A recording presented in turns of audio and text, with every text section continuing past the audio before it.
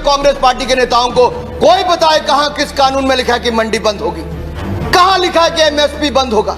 है कोई कांग्रेस के नेता में दम या विपक्षी दल के नेता में दम जो बताए कि किसी कृषि कानून में कहीं पर भी लिखा है कि मंडी बंद होगी, एमएसपी बंद होगी। आपने कहा मंडियां, अनुराग जी ने कहा मंडियां खत्म नहीं हुई, सही बात है, मंडी इसमें कोई प्रावधान नहीं मंडी समाप्त करने का। 2 मंडियां बन गई हैं, एक निजी मंडी जिसमें टैक्स नहीं लगेगा और एक सरकारी मंडी जिसमें टैक्स लगता है। 2 मंडी, एक देश एक विधान, एक देश एक संविधान, एक देश एक निशान, एक देश एक चुनाव, एक देश एक मार्केट। तो एक देश 2 मंडियां क्यों? किसान ही क्यों मिला आपको? एक मंडी। और ये जो टैक्स आप कह रहे टैक्स मुक्त कर दिया, टैक्स कौन देता है? खरीदार देता है इन मंडियों में टैक्स, किसान नहीं देता। पंजाब में 6.5%, हरियाणा में 4% और सरकार को देता है। हरियाणा पंजाब का ग्रामीण इंफ्रास्ट्रक्चर अच्छा क्यों है? हर गांव में अच्छी सड़कें क्यों हैं? क्योंकि ये जो टैक्स जाता है ग्रामीण इंफ्रास्ट्रक्चर और इन मंडियों के और किसानों के विकास के लिए इस टैक्स का इस्तेमाल होता है। इसीलिए आज पंजाब हरियाणा सबसे आगे। एमएसपी है, एमएसपी था, एमएसपी रहेगा। प्रधानमंत्री जी ने कहा एमएसपी थी, है और रहेगी। ठाकुर जी ने भी कहा कि कोई है किसमें दम जो बताए कि एमएसपी चली जाएगी। सही बात है, एमएसपी थी, है और रहेगी, मगर क्या एमएसपी सभी किसानों को मिलेगी और सभी फसलों पे मिलेगी? प्रश्न इस बात का उठता है। आप में दम है खड़े होकर आप कह दें कि एमएसपी मिलेगी हर किसान को देश में? आज भी शांता कुमार कमेटी बताती है कि मात्र 6% से 16% तक किसानों को एमएसपी मिलती है। बाकी देश में बहुत से ऐसे प्रदेश है जहां पे एमएसपी नहीं मिलती। आपको चाहिए तो यह था जो पंजाब, हरियाणा, पश्चिमी उत्तर प्रदेश में एमएसपी मिलती है वही एमएसपी बिहार में मिले, जहां धान 800 रुपए, 1000 रुपए में जा रहा है, 1800 रुपए में हमारे यहां धान मिल रहा है।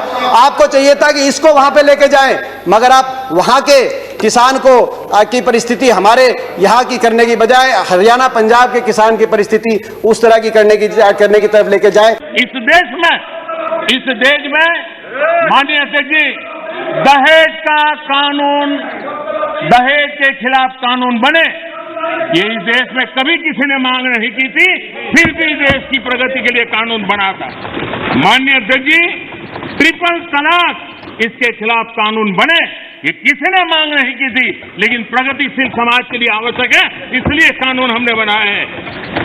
हमारे यहाँ बाल विवाह पर रोक, किसी ने मांग नहीं की थी कानून बनाओ, फिर भी कानून बने थे, क्योंकि प्रगतिशील समाज के लिए आवश्यक होता है। कहा गया कि बिन मांगे दिया गया, और बिन मांगे बहुत से कानून दिए गए थे। बाल कानून बिन मांगे दिया गया था, दहेज कानून, ट्रिपल तलाक बिन मांगे, कई बार अच्छे कानून बिन मांगे भी दिए जाते हैं। फर्क है उनमें और इसमें फर्क है। उनमें जिस वर्ग के लिए दिया गया वो वर्ग संघर्ष और आंदोलन के रास्ते पे नहीं आया।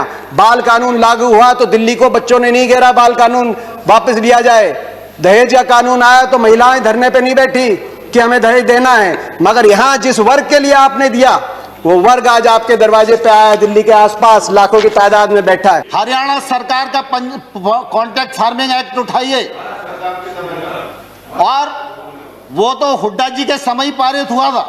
हरियाणा के अंदर 2007 में हमने कॉन्ट्रैक्ट अमेंडमेंट लाए एपीएमसी के अंदर, निजी अलाउ किया निजी कंपनियों को, मगर साथ में कानून लिख दिया कि अगर कॉन्ट्रैक्ट एमएसपी से नीचे किया जाएगा तो गैर कानूनी होगा और कानूनी कार्रवाई होगी जो लोग इस तरह का कॉन्ट्रैक्ट करते हैं। आप कह रहे हैं ज्यादा मिलेगी तो आप कर दीजिए, ये कानूनी प्रावधान देने का आप काम करें।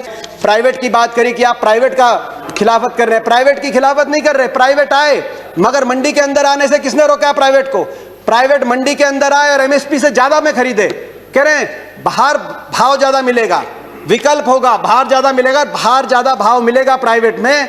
तो आपको यह कानून बनाने में क्यों आपत्ति है कि अगर एमएसपी से कम का कोई कॉन्ट्रैक्ट होगा तो वो कानूनी बाध्य, उस पर बाध्य होगा। कान खोलकर सुन लो, ये हुड्डा कमेटी की रिपोर्ट के कारण आए। आपने कहा कि एक शरद पवार जी ने चिट्ठी लिखी थी, आपने कहा कि मुख्यमंत्रियों का समय हुड्डा कमेटी ने भी इसकी सिफारिश करी थी कि एपीएम सुधार हो, एपीएमसी एक्ट के अंदर बदलाव हो। मैं बताना चाहता हूं कि हुड्डा कमेटी ने, जिस कमेटी में प्रकाश सिंह बादल जी, ममता बनर्जी जी और नीतीश कुमार जी भी सदस्य थे, उस कमेटी ने क्या सुझाव दिया था इस पे? उन्होंने कहा था कि एपीएमसी में सुधार हो, मगर एपीएमसी का विस्तार हो। सबसे पहले मंडी, जिस प्रकार से हरियाणा में हर 10 किलोमीटर में मंडी हमने स्थापित करी थी अपनी सरकार में, पूरे देश के अंदर हर 10 किलोमीटर में मंडी बने। दूसरा, प्राइवेट अगर आए तो मंडियों के अंदर आए, एमएसपी से ज्यादा पे खरीदें, एमएसपी से कम पे खरीदते हैं तो कानूनी कार्रवाई हो, वो ऐसी खरीदारी अलाउ ना हो। तीसरा, एमएसपी की कैलकुलेशन C2 के आधार पे हो, A2 कॉस्ट नहीं, C2 खर्चे के आधार पे एमएसपी कास्ट हो, जो आज किसानों की सबसे बड़ी मांग है। चौथा, एमएसपी जो चौथे उसमें कहा कि कर्जे का जो दर है वो no discussions please, no cross talk, no cross talk, no cross talk, किसी और की बात रिकॉर्ड पे नहीं जा रही है। दीपेंद्र जी कंटिन्यू। ये सिफारिश थी। मैं किसान आंदोलन को पवित्र मानता हूं और भारत के लोकतंत्र में आंदोलन का महात्म्य है और रहने वाला है और जरूरी भी है। लेकिन जब आंदोलनजीवी पवित्र आंदोलन को अपने लाभ के लिए बर्बाद करने के लिए निकलते हैं तब क्या होता है? कोई मुझे बताए। 3 किसान कानून की बात हो और दंगाबाज लोग जो जेल में हैं, जो संप्रदायवादी लोग जो जेल में हैं, जो आतंकवादी लोग जेल में हैं, जो नक्सलवादी जेल में हैं, उनकी फोटो लेकर के उनकी मुक्ति की मांग करना, ये किसानों के आंदोलन को अपवित्र करने का प्रयास है कि नहीं? प्रधानमंत्री जी ने एक और बात की कि इस आंदोलन में कुछ पवित्र लोग हैं और कुछ अपवित्र लोग हैं। प्रधानमंत्री जी की बात हम मान लेते हैं, कम से कम आप पवित्र लोगों की बात मान लीजिए। आंदोलन में जो पवित्र लोग हैं, अगर आंदोलनकारी पवित्र हैं, पवित्र भावना से अपने हक के लिए बैठे हैं, आप उनकी बात मांग लीजिए और इसकी शुरुआत आप दो कदम उठा के उसकी शुरुआत करिए। आप तुरंत, मैं मांग करता हूं, बातचीत के दरवाजे, क्योंकि आप भागे थे 11वें राउंड में बातचीत से, 12वीं बातचीत के दरवाजे खोलें। आपकी प्रजा है, अपनी प्रजा की बात मानने से आप छोटे नहीं होंगे, अपनी प्रजा की बात मानने से आपकी हार नहीं होगी। बातचीत के दरवाजे खोलते हुए।